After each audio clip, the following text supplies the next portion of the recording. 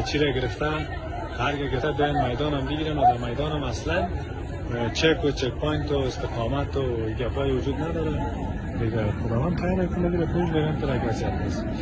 اونو تیاری هم که میبینیم حالا تیاره میره تیاره اسپیشال فورس امریکا هسته که آمدن همیخوان که سرباز گرفته سرباز آورده چی رقم هر دقیقه 15 دقیقه بعد یک تیاره اسپیشال فورس امریکا میشینه و میشینه و میخوزه مایسا معلوم نیست که چی گفت است میره دیگه. اینی وضعیت هست سنتر از حالت هست اکثریت مردم اینجا سرگردان به شمول ما دیگه. تلفنم هم چارجش کم است چارجرم هم نیست امکان داره که قبوت ما قطع شد.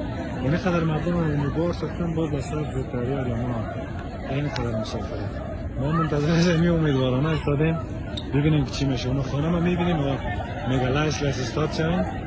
اون یک خانم است اون یک خانم است مردم ببینین که یک خانم است مردم در صف قطار میکنه دیگه. بلیاز خدا لایس و در صف استاد شدیم بلیاز خدا در صف اون تک شرایط است.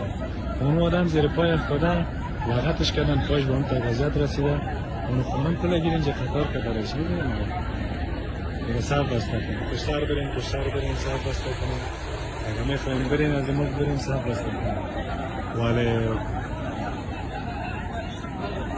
حیف دیگه حیف.